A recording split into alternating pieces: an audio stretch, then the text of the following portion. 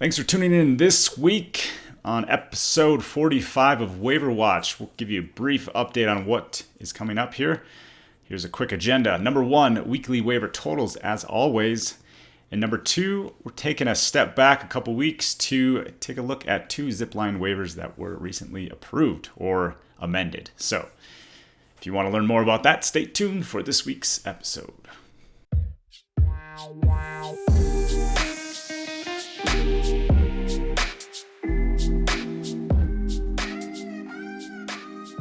Welcome back to this week's episode 45 of Waiver Watch on October 4th. We are 107 Waivers, and each week we review some of the most interesting waivers granted by the FA in the weeks prior. And to give a quick agenda on what we're covering, I'll go through it. Number 1, weekly waiver totals as always. And number 2, a little update on some Zipline waivers that we missed a couple weeks back. So, Jakey, let's not waste any more time and get right into it. Hit us with the phenomenal waiver totals for this week. Yeah, I think this is like the all-time low right here. So we had 13 night waivers. That's it. That's just night waivers. Just night waivers. Have we ever had a batch of just night waivers like this? I think we actually might have. It's single digits, 1 or 2. Yeah. Because usually there's a 107 39s thrown in there every now and then. Yeah, or a high altitude or something like that. But Right. Yeah, we've had a lot of 13s. 13 is like the FA's lucky number. It's probably like their minimum quota. Like each week you need to approve at least 13. Otherwise, actually, maybe it's.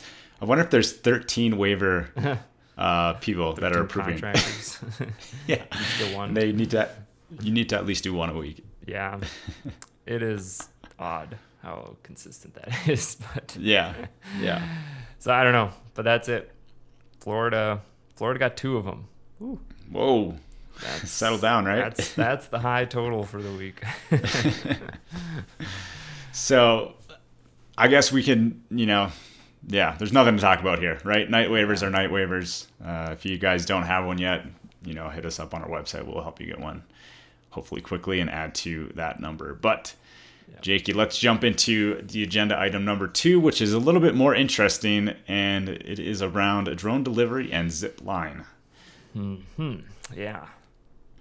So 2 waivers, I guess. So these actually were approved the previous period, but as we've said before, the FA is sometimes a little bit delayed on their waiver table updates. And so we actually cover, we don't actually cover a Monday through Friday time period. We actually cover the previous Thursday through Wednesday. And usually that delay makes sure we get everything, because FA is kind of notorious for maybe skipping Fridays, stuff like that. But we still miss a couple here and there. So we're kind of going back and catching these this week. So they are slightly different. One is for their North Carolina ops on the East Coast. One is for their California ops on the West Coast. So maybe we'll start with Mr. Marshall's in North Carolina there, a place you are quite familiar with. Yes. Well, I'll let you go into it, but yes, very much familiar with North Carolina and the drone delivery scene there. Definitely participating in that. So yep. Kick us off, and I'll add a few things. Yeah, there's actually, I mean, these are fairly standard. So this one that he got is a 107.31 and 39. It does specifically call out their air carrier cert work. So the valid period is about 4 years. However, the waiver will go away once they get their air carrier cert. And it specifically mentions that. So as we know, they've submitted their exemption. They're in the process for a 135. The Zipline Zip is also in process for TC. We know that. So, getting closer on that maybe. And otherwise, it's a fairly standard, I guess, kind of daisy chain type of long distance flight. They do have to use a VO. They do have to keep records. I guess they're getting more specific on the record keeping, which is kind of interesting. They have to record the number of aircraft within 1,000 feet vertical and 2 statute miles horizontal of the route of flight. And then they have to report that. So that's kind of interesting. And then they can't fly lower than 120 feet above non-participants, although they can fly over them.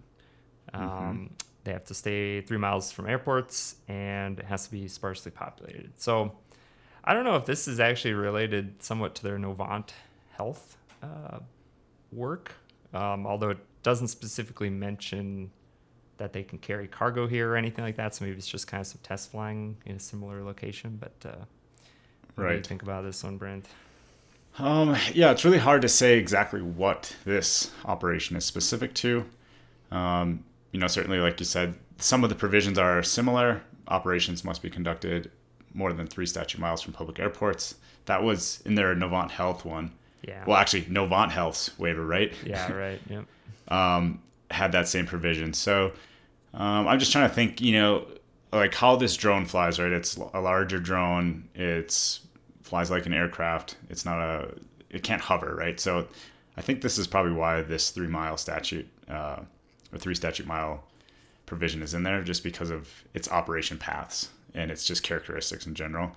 Yeah. They don't want this operating near aircraft until they know that they can clearly, and then here's like in the second bullet here, detect aircraft within 1,000 vertical feet and 2 statute miles horizontally. So like maybe there's some detect and avoid equipment that they're starting to use, and maybe they have to log.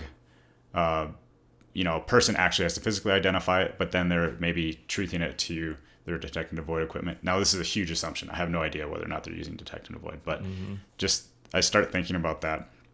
And then maybe the last thing that I wanted to comment on is that it says the waiver is effective from September 23rd, 2020 to September 30th, 2024, or upon issuance of an air carrier certificate. And maybe that line right there, if we just read into that sentence just a little bit.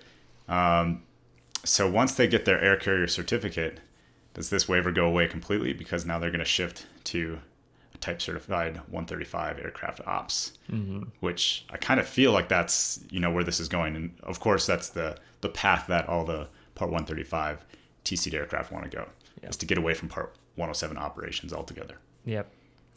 Well, right. So usually you get your 135 first, and then you're in progress of your TC, but TC just generally takes longer. So right. I think Zipline put their exemption in early July.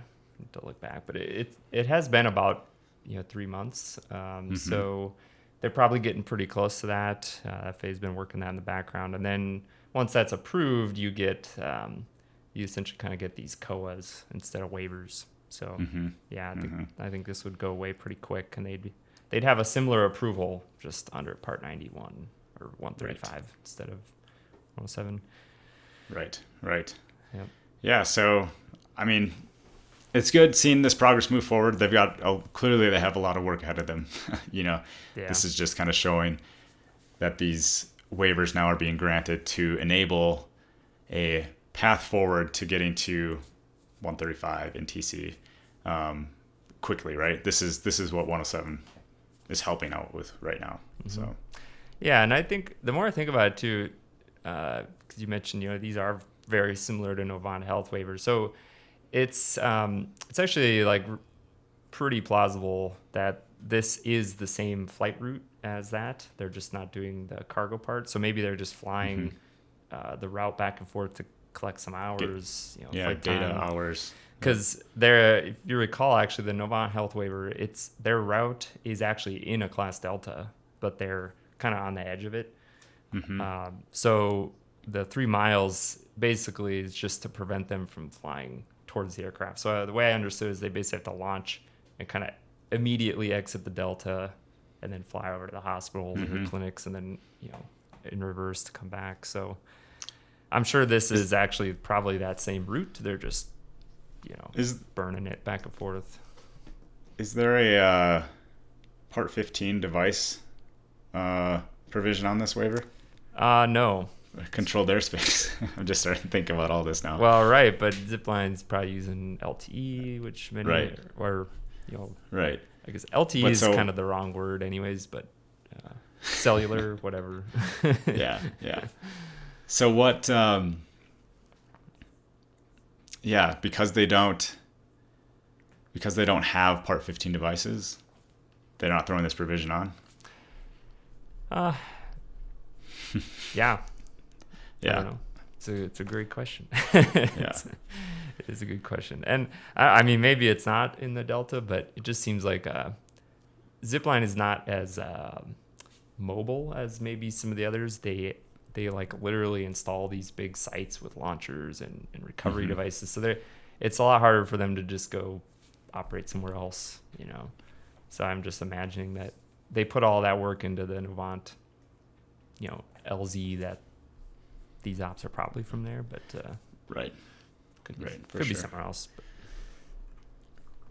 So wrapping that one up, Yeah. so that is the North Carolina one, and let's move to the waiver that was granted in California. Right. So this one is a little bit less exciting, I'd say, but it is still interesting just how things change here. So this is a waiver to 107.29, 31, 33, and 35. We've covered this before. It basically allows Zipline to do testing of up to 30 aircraft simultaneously at their test site, California, which it's still funny to me that they actually put like a street address. So you can type that street address in and go look and see, you know, Zipline's, you know, their sites. It's kind of like on a ranch out in the foothills. right. So this waiver superseded an old one, still the same provisions, still 30 aircraft. The only change was that Zipline can now do their functional test flights. It basically used to say that the functional check flight had to be done under 107, just standard. So like during the day, 1-to-1, visual line of sight, all that. Now they can do their check flights with the 107.29 and 3.5, but not the 3.1. So like in other words, they can do check flights at night. They could do check flights kind of as part of the simultaneous ops, but the pilot just has to be able to see the aircraft at all times instead of a VO.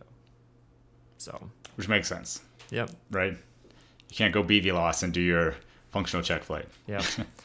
So, And I don't know if we've ever talked about like functional check flights. So, what do you make of those, Brent? I guess for those that aren't too familiar with that.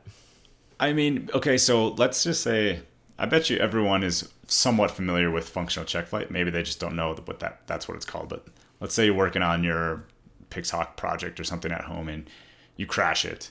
You know, some of the first things you do is you check the functionality before you go out and do real missions. So that's essentially what a functional check flight is after some maintenance or some modifications to the aircraft or updates, firmware updates, hardware updates, all of this. You're going to want to make sure that you test the aircraft to ensure that it does exactly what you expect it to do after you've done your modifications. So if you replace a cable, you know, ensure that that cable is communicating through the devices that you made your maintenance on. So that kind of sums it up. It's a good Bingo. It's a good step to ensure that thing's going to stay in the air. So Yep. I think a lot of people do these. Like you said, they almost do them like naturally. So right when you take off, you do a roll right, roll left, up, down, left. You know, you do like that quick control check within like a couple seconds. Like that's kind of like a functional check flight, you know, in a way, part of it. So yeah, they're like abbreviated, right? I'm sure most people have done abbreviated functional check flights. For like, it's good, right? Yep. Hopefully, unless you're like, just send it, whatever. But probably some of that too. But I do generally think though, like Part 107 operators in general are fairly responsible. Otherwise, we would have a lot more restrictions put on us and a lot more news. You know, there's barely any news about rogue pilots doing bad things. So, which is always nice to see. So, yeah. All right. Well, I think that does it for this week's episode. In the future, we may be slightly changing up our delivery of Waiver Watch. We're not quite sure. We're making some tweaks. So if there's anything that you guys would like to see or hear about us talk more, we're in this phase where we're trying to cook up what Waiver Watch will look like in the future. So, Jakey, do you have anything to add to that? Yeah, no, I think that's, I think the goal would be how can we provide more value? Maybe that's not weekly, but if we can do maybe a more comprehensive bi-weekly, monthly, something like that. So Yeah. we're cooking some ideas, but Yeah. we just want to let you guys know that things are changing a little bit. So 13 night waivers, we can't really just have weekly episodes talking about night waivers because they're so trivial. Right. So, and they're going to go away in 6 months, maybe, 6 to 9 months. So, yeah. So it's a lot. Actually, when you really think about it, like 2020, a lot changed for the U.S. industry, but the next couple months, a lot more could change. Actually, there's some really good things coming down the pipe, and so 2021 could look quite a bit different for just advanced ops in general. Yep. So comment on our YouTube page if you'd like us to change something, or if you want us to go into more specifics about topics. We'll take your suggestions and see how we can build out Waiver Watch to be something better than what it is currently. So, Perfect. But anyways, until next time, take care. Fly safe.